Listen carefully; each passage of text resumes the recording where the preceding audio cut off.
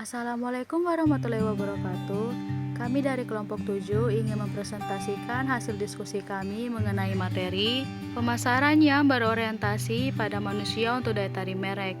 Namun sebelum kita masuk kepada pembahasan, izinkan saya memperkenalkan nama-nama anggota kelompok saya dari kelompok 7. Yang pertama ada Hasniati, lalu Ifkal, ada Syari Ramadan, dan saya sendiri Sani Devitasari, ada Tria Handayani, dan terakhir Windy Friska De Vretes. Baik, di sini saya akan menjelaskan mengenai memahami manusia menggunakan antropologi digital. Nah, di dalam antropologi digital, mereka berfokus pada hubungan antara kemanusiaan dan teknologi digital. Teknologi ini menyelidiki cara manusia berinteraksi dengan antarmuka digital. Misalnya, bagaimana mereka berperilaku dalam konteks teknologi dan bagaimana teknologi digunakan oleh manusia untuk berinteraksi satu sama lain. Nah, dari dua contoh ini saya akan memberikan perumpamaan yang lebih spesifik. Misalnya yang bagaimana mereka berperilaku dalam konteks teknologi. Itu contohnya kayak pada zaman ini kan orang-orang menggunakan teknologi. Nah, mereka menggunakan teknologi itu ada untuk perilaku negatif dan juga positif. Untuk yang perilaku positif itu mereka menggunakan seperti mencari informasi lebih cepat, lalu mereka menggunakan untuk berjualan online. Lalu ada yang untuk yang berperilaku negatif ini kayak misalnya mereka melakukan penipuan kepada orang-orang.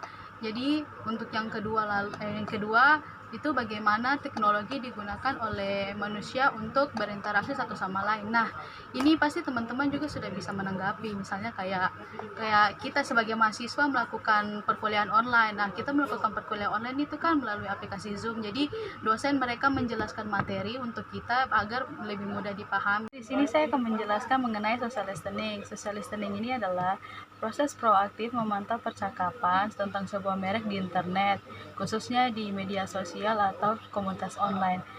Social listening ini digunakan dalam evaluasi pemasaran konten untuk memantau percakapan yang terjadi di seputaran konten pemasaran yang didistribusikan. Nah, saya ambil contoh misalnya dari YouTuber food vlogger yang namanya Tamboykun. Mungkin dari teman-teman sekalian sudah mengenal YouTuber satu ini. Nah, di dalam konten videonya tersebut, dia memberikan promosi dengan sebuah produk yaitu dari merek Cimory. Nah, di dalam video tersebut dia mengatakan bahwa pada saat kita memakan makanan yang pedas, dengan untuk menghilangkan rasa pedas tersebut, kita meminum Cimory. Ini bisa menarik pelanggan untuk membeli produk dengan merek tersebut. Oke, di sini saya akan menjelaskan tentang etnografi dan empathic research. Etnografi adalah bentuk hubungan antar manusia dalam proses penelitian pasar. Nah, etnografi dikembangkan oleh Robert Kosinet. Etnografi yang dikhususkan pada internet adalah metode yang mengadaptasi praktek etnologi untuk memahami perilaku manusia di attributes atau komunitas online. Nah, serupa dengan etnografi bertujuan mempelajari manusia dengan cara melibatkan diri ke dalam komunitas alami mereka dengan cara yang tidak mengganggu. Adapun perbedaan kunci antara etnografi dan social listening adalah bahwa etnografi sering mengharuskan pelaku etnografi untuk terlibat secara mendalam sebagai peserta aktif di komunitas online. Pelaku etnografi bergabung dengan komunitas, membenamkan diri dalam relasi ini, melibatkan diri dalam percakapan dan berempati pada sesama anggota. Karenanya, etnografi sendiri adalah bentuk hubungan antar manusia dalam proses penelitian pasar. Nah, sementara social listening umumnya menggunakan perangkat lunak pemantauan media sosial untuk menciptakan visualisasi data secara otomatis. Nah, sedangkan empathic research merupakan metode yang paling dekat dengan etnografi tradisional. Empathic research yang merupakan perspektif pada Human Centered Design (HCD) adalah metode yang dipopulerkan oleh perusahaan desain seperti IDEO dan Frog yang melibatkan perspektif dan empati manusia dalam proses penelitian. Untuk memastikan perspektif manusia yang komprehensif dan kaya, proses penelitian biasanya melibatkan anggota tim multidisiplin seperti psikolog, antropolog, desain produk, insinyur, dan pemasar. Anggota tim biasanya pergi dan mencurahkan diri kepada komunitas pelanggan yang mengamati rasa frustasi dan perilaku mewujudkan mereka. Setiap anggota tim yang berasal dari latar belakang berbeda biasanya mengajukan temuan penelitian yang berbeda. The City of Grove adalah contohnya. Empathic research yang dilakukan oleh Mas Mutual dan ide menemukan kegelisahan dan keinginan terpendam dari generasi milenial untuk menjadi melek finansial. Mas Mutual dan IDEO kemudian mengembangkan City of Growth, perusahaan yang menyediakan pendidikan finansial khusus untuk generasi milenial. Perusahaan ini menyediakan kelas pribadi dan sesi konsultasi finansial di ruang yang sejuk, tenang, dan tidak mengintimidasi menyerupai kedai kopi. Perusahaan ini juga menyediakan alat digital bergaya untuk generasi milenial untuk digunakan dalam perencanaan keuangan mereka. Tujuannya akhir ini adalah membuat perencanaan finansial menjadi bagian integral dari gaya hidup sosial dan digital dari generasi milenial tersebut. Nah, di sini saya akan menjelaskan beberapa atribut merek yang berorientasi pada manusia. Pertama, ada fisik.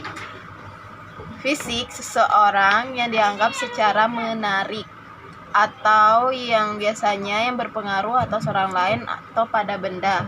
Di mana-mana pasti orang melihat pada benda itu dari luarnya atau dari tampilan itu sendiri yang secara menarik atau tidaknya. Misalnya di sini saya mengambil contoh dari KFC. Nah, kenapa saya mengambil contoh dari KFC? Karena KFC akan selalu mengubah atau menambahkan nuansa yang berbeda, seperti halnya kayak merayakan hari-hari besar seperti hari raya atau misalnya kayak momen-momen istimewa kayak 17 Agustus begitu. Jadi dia menambahkan nuansa pada KFC yang bisa menarik atau dilihat menarik tampilannya atau dilihat dari fisik itu sendiri. Di sini saya akan membahas tentang intelektualitas. Intelektualitas itu adalah kemampuan manusia untuk mendapatkan pengetahuan, berpikir, dan menghasilkan gagasan. Intelektualitas terkait erat dengan kemampuan untuk berpikir, melampaui hal-hal nyata, dan kemampuan untuk berinovasi. Merek dengan intelektualitas biasanya inovatif dan mempunyai kemampuan untuk meluncurkan produk dan jasa yang tidak terpikir sebelumnya oleh penjual lain dan oleh pelanggan.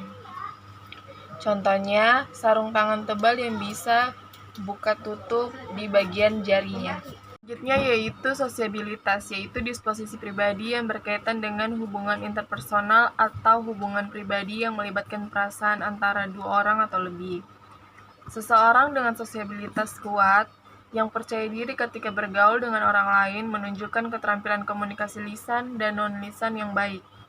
Merek dengan sosiabilitas yang kuat tidak takut melakukan percakapan dengan pelanggan mereka. Mereka juga mendengarkan pelanggan serta percakapan di antara pelanggan. Mereka juga menjawab pertanyaan para pelanggan secara responsif dan melibatkan pelanggan secara berkala melalui media komunikasi. Contohnya seperti membagikan konten yang menarik di media sosial untuk menarik para pelanggan. Nah, di sini selanjutnya saya akan membahas tentang emosional. Emosional yaitu orang-orang yang dapat berhubungan secara emosional dengan orang lain. Untuk mendorong tindakan mereka adalah orang yang sangat berpengaruh. Nah, di sini saya mencoba untuk mengambil contoh dari Dove. Dove merupakan sebuah merek dengan emosionalitas yang sangat kuat. karena Dove merupakan merek yang dimanusiakan, membahas isu kepercayaan diri antara perempuan dan mendorong perempuan lain untuk lebih mencintai diri mereka sendiri. Nah, dan menghargai kecantikan sejati mereka.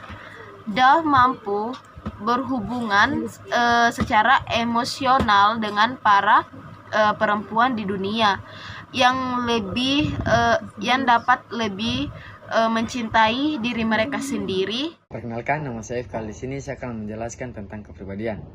Orang-orang dengan kepribadian menarik yaitu orang-orang yang memiliki kesadaran diri. Mereka sadar atas kemahiran mereka dan mengakui apa saja yang harus mereka pelajari. Mereka menunjukkan kepercayaan diri, motivasi diri untuk memperbaiki diri. Begitu pula dengan merek. Dengan daya tarik kuat, mereka tahu persis apa yang mereka dukung. Alasan terkuat keberadaan mereka. Namun, merek-merek ini juga tidak takut untuk menunjukkan kekurangan mereka dan bertanggung jawab penuh atas tindakan mereka. Patagonia contohnya, mendukung kelestarian sosial dan lingkungan. Patagonia mencoba meminimalkan dampak sosial dan lingkungan yang merugikan dari kegiatan bisnisnya. Dengan footprint cornerless miliknya, Patagonia mengizinkan pelanggan untuk mengecek kembali asal-muasal produk manapun yang mereka beli dan melihat jejak kaki sosial dan lingkungan dari produk itu.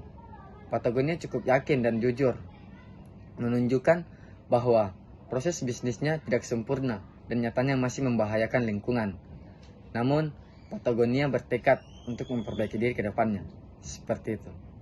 Moralitas. Moralitas adalah bagaimana menjadi etis dan memiliki integritas kuat.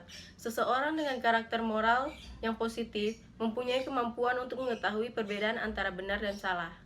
Yang paling penting, mereka mempunyai keberanian untuk melakukan hal yang benar. Baik, cukup sekian hasil presentasi dari kelompok 7. Kami mohon maaf bila ada salah kata atau pengurangan kata. Terima kasih. Wassalamualaikum warahmatullahi wabarakatuh.